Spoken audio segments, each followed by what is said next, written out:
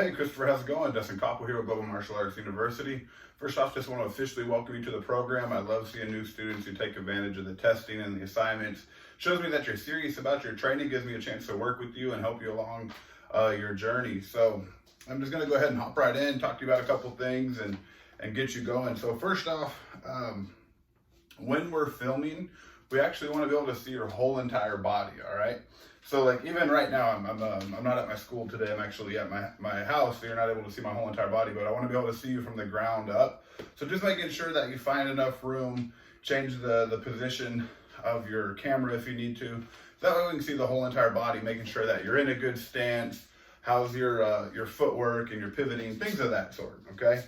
Going on to palm strikes. So on your palm strikes, you understood the concept of them, but hitting with the right area and things, but there's quite a few things that we needed to work on as well. All right, first off, how we hit the pads. So when you were striking, you're just going 1, 2, and you were just going straight on. We actually want to reach and hit the opposite pad. What that's going to do is it's going to help us rotate and use our shoulders and our hips now into our strikes. All right, that's a big part of it, being able to rotate and get power there. Okay. The other thing was watching our hands. Your hands were down when you were striking, or so you were here, dropping your hands a lot. Hands need to be up about chin level, strike, right back. And then the last thing is, this is something that I like to teach students for the future and practicing in the next level and whatnot. But when you're in your stance and you learn your movement, is learning how to drive forward. So I'm going to do small shuffles as I'm doing my palm strikes, so that way I can actually generate more power, okay? On the groin kick, or instep kick if you will, you hear me call it groin kick all the time. You had the correct chamber and hitting with the right part. A couple things though, once again, our hands were down by our side. Also, when we do our groin kick, I never want to look down. I want to look center of the chest. Okay, when you look down, you're going to throw your kick and you're going to stop right there. Okay, yeah, it'll hurt, but when I look center of the chest, I'm now going to kick through my target. It's what we call penetration power. Your kick actually becomes stronger. All right, so we want to watch that and making sure that our hands are up as well. On the front choke, okay, so one thing we need to understand, I do what's called cover and turn, and this may be easier for you instead of shooting your arm all the way up. But one thing we need to understand is we have to get our elbow above the choker's hands. Okay, so you brought your arm about right here and your elbow is hitting their forearm. If someone's really choking you, you're never going to be able to break the grip. All right, so especially if they're being really strong.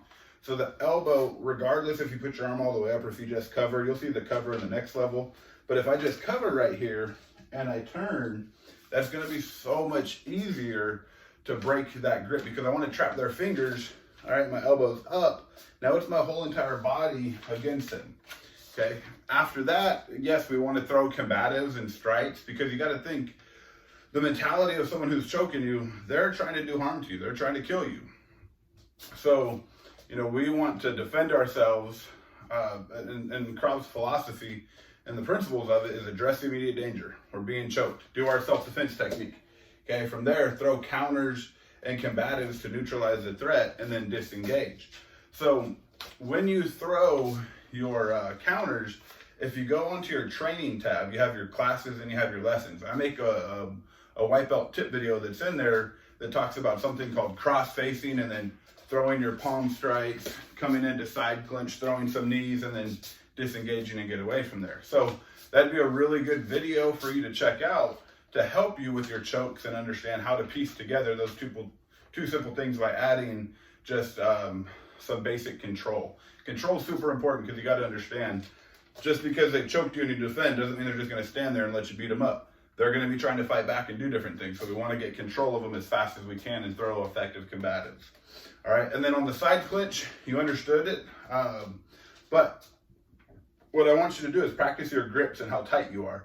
Because people are going to try to get free. They're going to try to move their arms. They're going to try to fight back. So what I want you to do is spend a little bit more time practicing this stuff. Clean it up. Check out that video on the tips that I do to help you. You'll be able to see all the stuff that I'm talking about and incorporate it. And really, watch making sure our hands are up. Make sure we rotate. Watch our eyes when we kick. become a little bit more aggressive and making sure we get our elbow all the way up on the choke and then tighten up on that clinch.